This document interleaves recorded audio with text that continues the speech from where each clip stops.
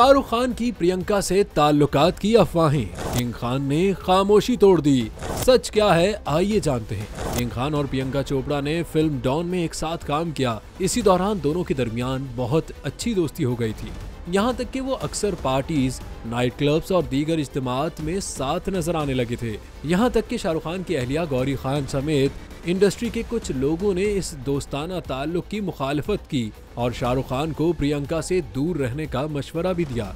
इस हवाले से अब शाहरुख खान ने प्रियंका का नाम लिए बगैर एक इंटरव्यू में कहा कि उन्हें अफसोस है कि लोग इस खातून से छानबीन कर रहे हैं जिसके साथ मैंने काम किया है।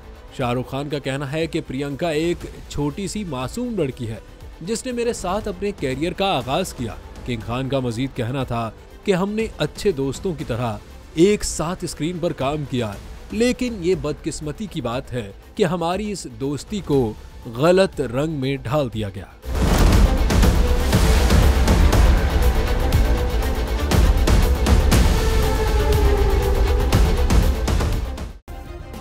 सब्सक्राइब करें और बेल दबाएं ताकि कोई खबर रह न जाए।